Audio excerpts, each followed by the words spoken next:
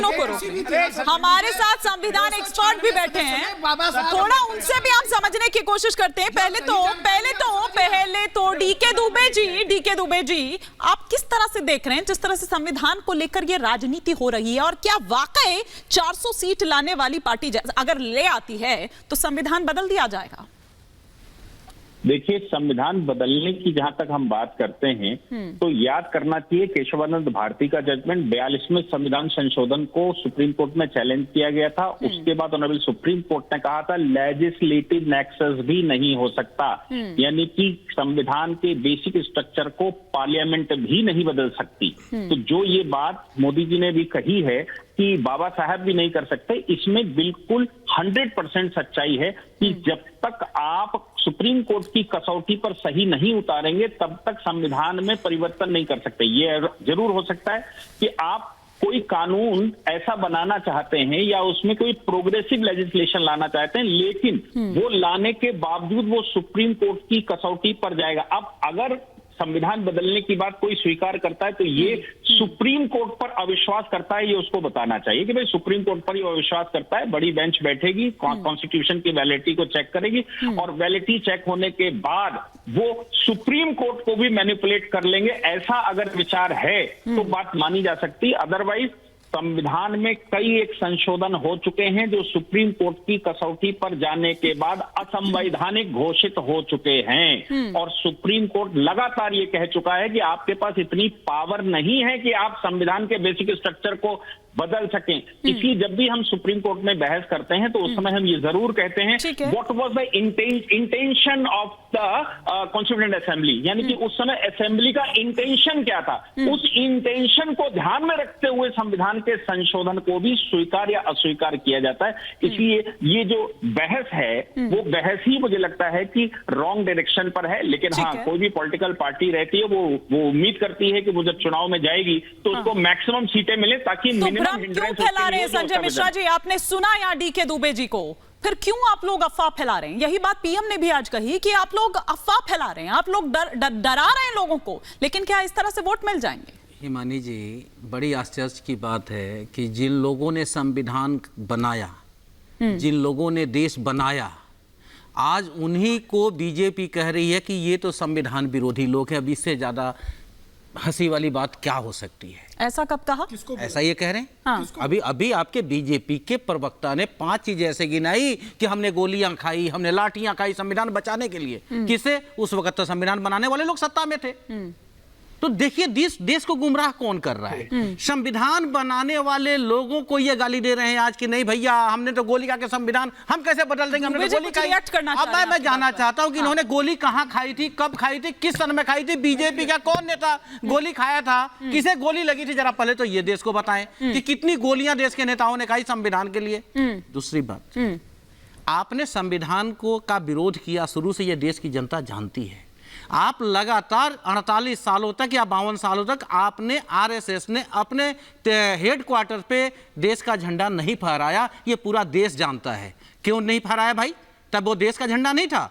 आज मोदी जी को घर घर झंडा फहरा, नियम था कि सरकारी जगहों पे ही तिरंगा फहराया जा सकता। मैं बीच में नहीं बोला था, मैं नहीं बोला था बीच में, ये गलत मैं बीच में नहीं बोला था आपके। एक एक कर जानकारी ज्यादा जानकारी आप मत दीजिए, मैं नहीं बोला था आपके बीच में कि सरकारी जगहों पे ही तिरंगा फहराया जा सकता है। इन्हीं बुलवाइए, इन्हीं से बुलवाइए, इन्हीं को बोलिए बोलने। नाराज क्यों हो रहे हैं आप? ठीक है लाइन का करेक्शन, ठीक है सौरभ जी, एक आप लोगों को स्पीच देने का अधिकार मिल गया मीडिया में आकर के। इसने बोला, आप लोगों ने जब बोला तो ठीक है। संजय करेक्शन कर रहे हैं आपको बीच में, हमें मत करेक्शन करिए, आप अपना दिमाग करेक्शन करिए। ठीक है, अपनी बात जनता आप लोगों के दिमाग को करेक्ट कर देगी अभी 2024 में। ज्यादा दिमाग मत उड़ाइए अपना।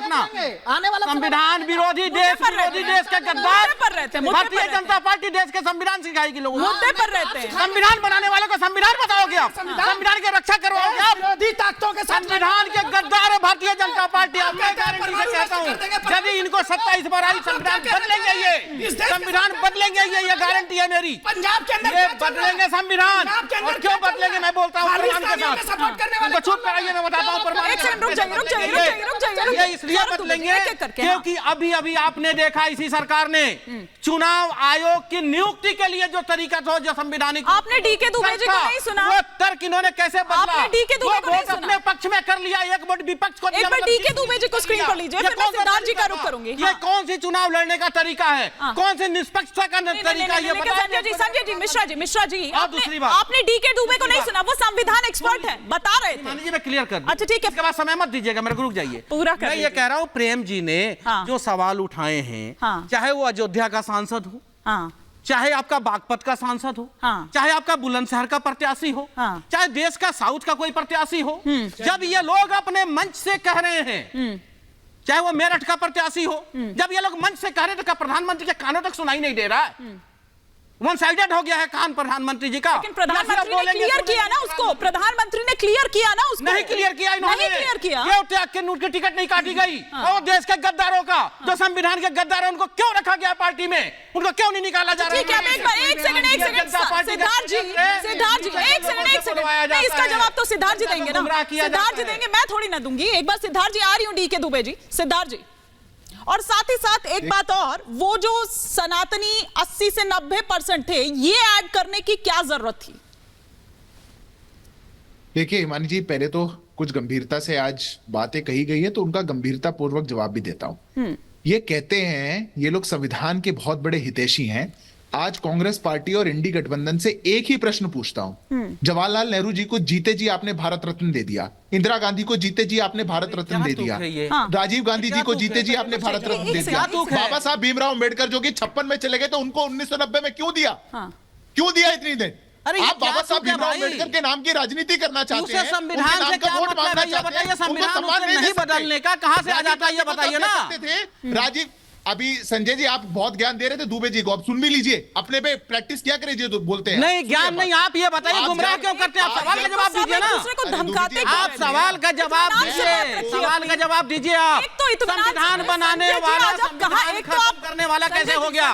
संजय जी, ये आज कहां से आ रहे हैं आप? केजरीवाल जी से मिलकर तो नहीं आ रहे? संविधान बनाने वाला आज कांग्रेस को ही कटघरे में खड़ा कर लिया बीजेपी। इससे बड़ा झूठ क्या हो सकता है? एक बार उनको कंप्लीट करने दीजिए। जिन लोगों ने हमारे साथ इसीलिए संविधान एक्सपर्ट भी हैं, वो इस चीज को क्लियर कर देंगे। और मैं आऊंगी वो इमरजेंसी की बात थोड़ी देर पहले। और एक बार सिद्धार्थ जी को, हाँ एक बार उनको कंप्लीट कर, आ रही हूं, एक बार कंप्लीट कर। मैं कहूंगा आप मेरी बात भी सुन लीजिए। हाँ सिद्धार्थ, इसलिए हिमानी जी, देश आज प्रश्न पूछता है और इनको पूछता है कि बाबा साहब भीमराव अम्बेडकर जी के नाम पर वोट मांगना बंद करिए। आपकी सच्चाई पूरे देश के सामने। अब दूसरी बात आपने कही, हमारे नेता ऐसा कहते हैं, हमारे नेता वैसा कहते हैं। मैं आपको कहता हूं, अगर आपकी ये नजर ना हो तो आपको किसी का बयान गलत नहीं लगेगा। इतिहास में सबसे ज्यादा कॉन्स्टिट्यूशनल अमेंडमेंट कैसी बात कर रहे हैं? लेकिन सिद्धार्थ जी, आप ये देखिए सिद्धार्थ जी, लेकिन आपने मतलब आप कम से कम उनको डिफेंड नहीं कर सकते हैं, चाहे आनंद हेगड़े हो, चाहे वो लल्लू सिंह हो, या ज्योति मिर्धा की बात कर ले, या प्रेम कुमार की बात कर ले। वो क्या, एक सेकंड, इनके इशारे उन्होंने कहा क्या कि भैया 272 में भी बन जाएगा, लेकिन 2/3 हमें चाहिए क्योंकि बदलाव करना है। तो ऐसा कहा क्यों जा रहा है? ये नैरेटिव कौन बना रहा है? आप कह रहे हैं कि वो नैरेटिव बना रहे हैं, लेकिन ये कौन सा नैरेटिव है? हिमानी जी, मैं एक एक व्यक्ति के आप बयान पे कहते हैं, मैं एक एक का जवाब देता। हाँ। मैं जो बात कहना चाह रहा हूं आप उसको 10 सेकंड में सुनिएगा।